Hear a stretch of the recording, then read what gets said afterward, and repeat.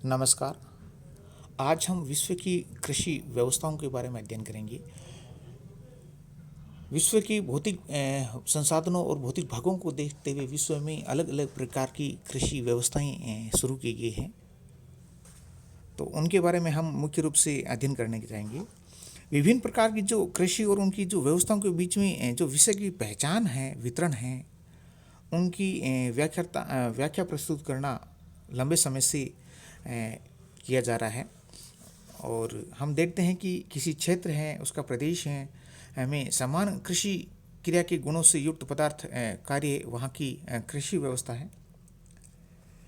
जब हम देखते हैं कि कृषि में समान गुणों से युक्त कोई एक फर्म अथवा अंतर्राष्ट्रीय अंतर संबंधित फर्मों का एक समय कृषि व्यवस्था मुख्य रूप से बन जाता है। कृषि व्यवस्थाओं में जो भिन्नता का कारण क्षेत्र में व्याप्त धरातल स्वरूप है, जलवायु है, मिट्टी है, सामाजिक सांस्कृतिक परिवेश है, आर्थिक राजनीतिक विभिन्नताओं का पाया जाना मुख्य रूप से है। पृथ्वी के धरातल पर हम जब देखते हैं कि स्थान स्थान में प्राकृतिक है, अप्राकृतिक कारकों की भिन्नता व विभेद मुख्य रूप से हम देखते हैं, जिससे कृषि प्रारूपों के विभिन्न पक्षों के संबंध में विश्वसनीय सूचनाओं की उपलब्धि नहीं होने के कारण कृषि व्यवस्थाओं का सीमांकन करना एक बहुत कठिन कार्य हो जाता है और इसमें अनेक बाधाएं उत्पन्न होती हैं। इस दृष्टि से जो प्रथम प्रयास है वो वैज्ञानिक डरवेंट विटिल्सी डी विटिल्सी का है। उन्होंने अपना जो एक प्रपत्र है major agriculture region of the earth में analysis of association of American geographer में प्रकाशित कर 1936 में प्रकाशित कर विटलसी ने प्रदेशवार कृषि व्यवस्थाओं का मुख्य रूप से उल्लेख किया है। उन्होंने अपने स्मरणीय शोध लेखन में पृथ्वी की कृषि व्यवस्थाओं को निम्नलिखित 5 विशेषताओं पर निर्धारित किया है। जो 5 विशेषताएं, पहला है फसल और मवेशी का सहचर्य, मतलब दोनों का साथ साथ। तीसरा है फसल उत्पादन में प्रयुक्त विधियां और पशुधन उत्पादन। दूसरा, भूमि पर श्रम, पूंजी व संगठक विषयक साधनों के प्रयोग की सघनता और परिणामजनक उत्पादन। चौथा है उपभोग हेतु पदार्थों का निपटारा, चाहे निर्वाह अथवा फार्म में अथवा नकदी हेतु विक्रय के लिए और अन्य सामान में प्रयुक्त।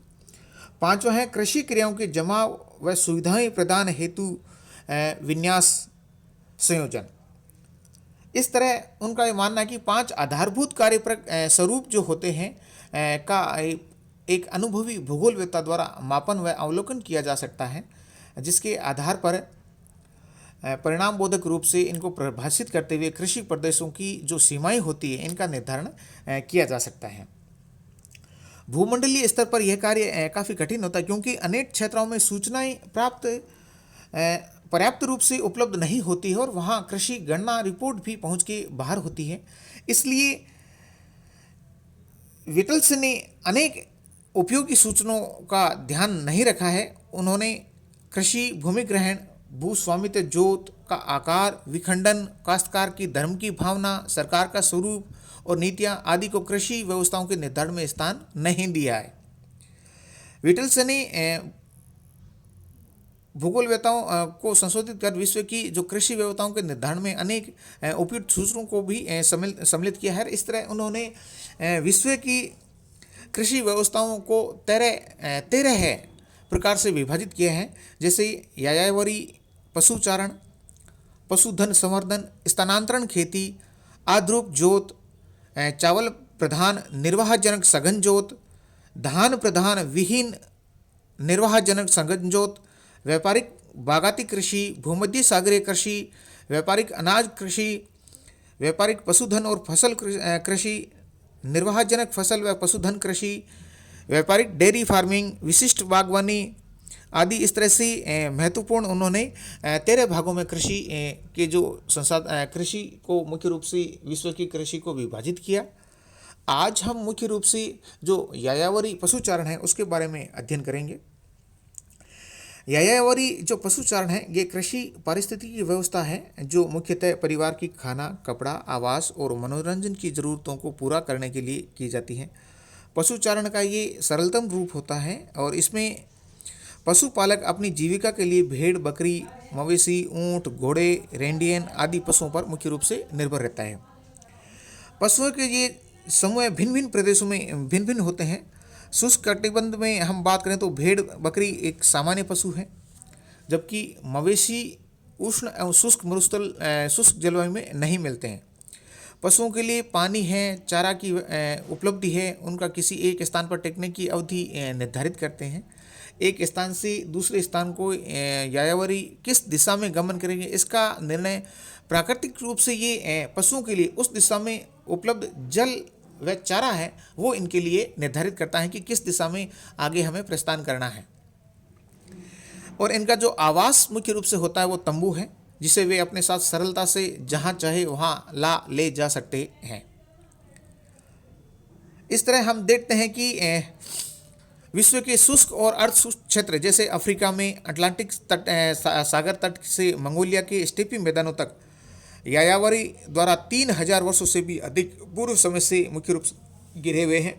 और आजकल इनका जो मुख्यतः प्रधानता से जो इनका जमाव है वह मुख्य रूप से अफ्रीका के सारे प्रदेश, मोरितानिया है, माली है, नाइजर है, चाड है, सूडान है, लीबिया, अल्जीरिया, दक्षिणी एशिया व मध्य एशिया के भागों में, जिनमें स्कैंडिनेवियन देश जैसे नॉर्वे, स्वीडन और फिनलैंड और उत्तरी कनाडा में मुख्य रूप से ये देखने को मिलते हैं।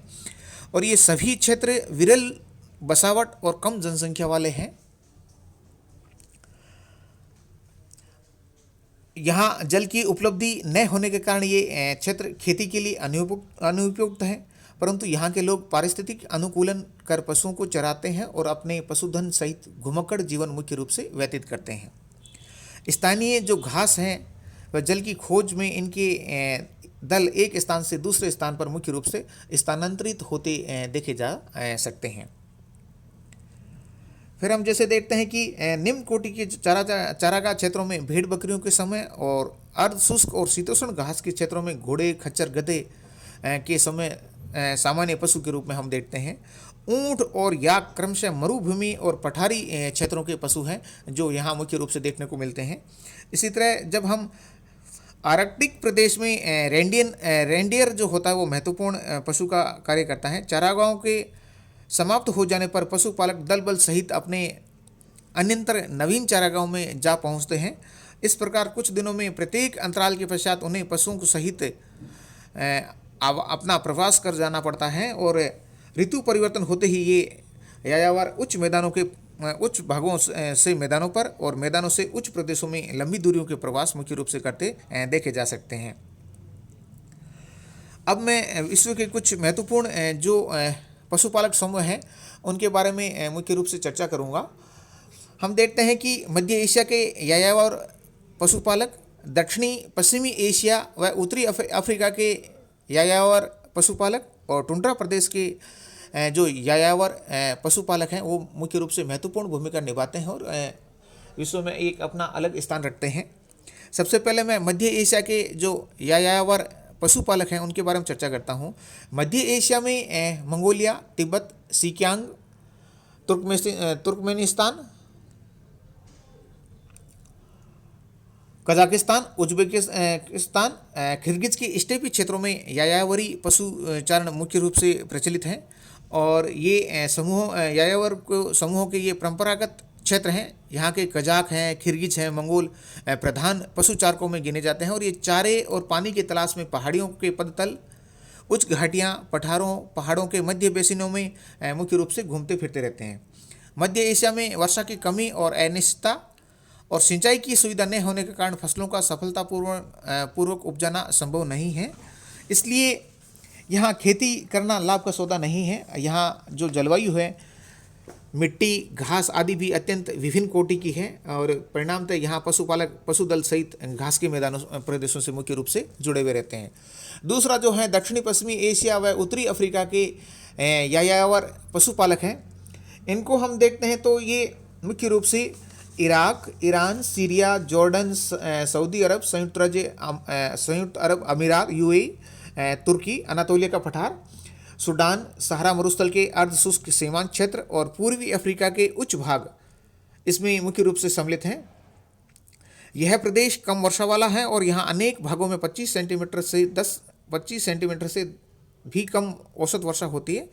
यहाँ की अर्ध शुष्क जलवायु की दशाओं के कारण यहाँ छोटी आकार की घासें ही प्राकृतिक वनस्पति मुख्य रूप से देखने को मिलती हैं। वर्षा की कमी के कारण शुष्क पर्यावरण में यहाँ चारागाहों की भी कमी है। अतः ऐसी परिस्थितियों में यहाँ भेड़ बकरियाँ ही जीवित रह सकती हैं। यहाँ प्रदेश विश्व के भेड़ बकरी पालन क्षेत्रों में अत्यंत महत्वपूर्ण है और यहाँ की जो अंगोरा बकरियाँ हैं अपने रेशम जैसे ऊन, जिसको मोहर के लिए ये विश्वविख्यात हैं, जो अनातोलिया तुर्की में विशेष रूप से अधिक संख्या में पाई जाती हैं। ऊँट भी यहाँ अन्य क्षेत्रों की तुलना में अधिक महत्व का पशु है, जो बिना चारे व पानी की कठिनाइयों को वहन करता हुआ कई दिनों तक उष्ण मरुस्थलों में अपने आप को जीवित रख सकता है।